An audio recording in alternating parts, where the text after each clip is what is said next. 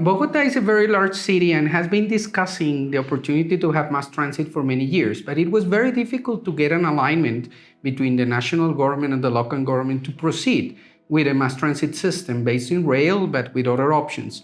And in 1998, there was a big opportunity to fund the metro project. But then the national government started saying, oh, conditions were not ripe for the metro project, there was not enough finance. And then Enrique Peñalosa, as the mayor of Bogota, felt that he was able to advance another component of the mass transit system based on buses, which is TransMilenio, the BRT, with some help of engineers from Brazil that participated in some corridors there, and the need for the city to do something really fast, and that was possible within the city finance. The BRT came as an eligible option. And the funding that was originally allocated for the metro and an integrated network was then reallocated by the national government to advance the BRT. Well, the big discussion then came. Is it possible to have a big city with buses, with mass transit in buses? Actually, what was proven right, in just 3 years, the city was able to build infrastructure, to contract the providers, to create a new institution to run the system. And the system was in operation by the end of 2000. It just took 3 years to make it happen. And at the beginning it was a hit. It was a great success.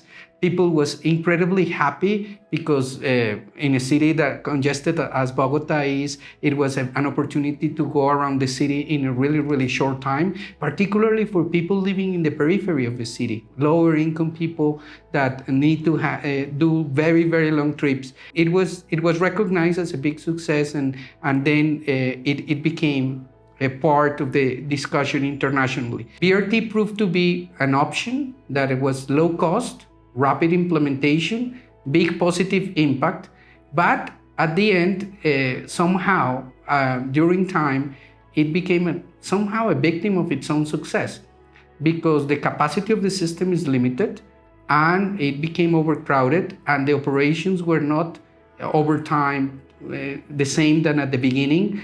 And then the system started losing popularity among users and among the public at large. And unfortunately, we were not able to complete the project as planned. The city planned for having 388 kilometers before 2016, and it was able to complete 114 kilometers, which is amazing. 114 kilometers is a lot of mass transit in a city, but it's very short of the expectation. And it moves right now about 2.5 million passengers every day. And the heaviest loaded section is very close to 50,000 passengers per hour per direction, which was not seen in buses anywhere in the world before TransMilenio. In the case of Bogota, the capacity needed was enormous. Already we had a bus corridor in Avenida Caracas before TransMilenio, and it was moving 33,000 passengers per hour per direction. So you needed a really robust and strong design. In the case of Bogota, it uses all the elements of BRT as it is recognized right now.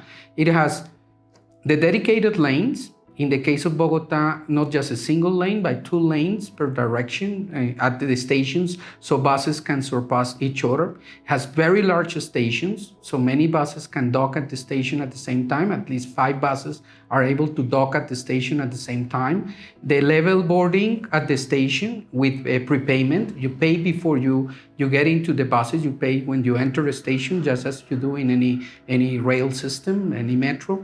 And then the buses are very large buses with multiple doors. We have articulated and re-articulated buses in the case of Bogota, buses that are 18 meters long and buses that are 25 meters long. And what is important is that they have multiple doors, so a lot of people can come in and out at the same time.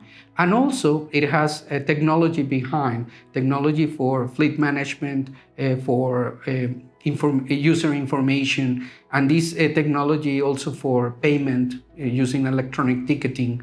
Now TransMilenio is suffering many difficulties. The fleet currently is being replaced because it needed to be replaced in 2011. It took almost 8 years to start the replacement of the old fleet that was put in operations in 2000. The city is also expanding some stations and planning for new corridors, and also doing the metro. The metro is not part of the picture in Bogota. It's part of the system that Bogota needs and Bogota now is building. In terms of things that cities to be careful when implementing BRT, is not asking BRT to do too many things at the same time. Do the transformation of the industry, what to do with the incumbents, what to do with the urban development around the whole project, and trying also to avoid using standards that are good at the beginning because the economics may work, like having very high occupancy standards. This may work in economic sense because you had a lot of revenue and the costs are not as big, but this will hurt the system down the line. It's better to have very high quality, and if you need subsidy, put a subsidy in the system and not trying to pay the whole new buses and the whole operation just with the user fare. Cities need to recognize that public transportation is a public service, and there are benefits of subsidizing public transportation in terms of the quality of service itself, but in terms of the environment, in terms of road safety, and in terms of the quality, the end quality of the city. If you just try to pay the whole system just with the user fare, you will end up with a system that is not good quality. The lesson from Bogota is that it was possible to do high capacity at a reasonable cost, in a reasonable time, and with positive impacts to the city.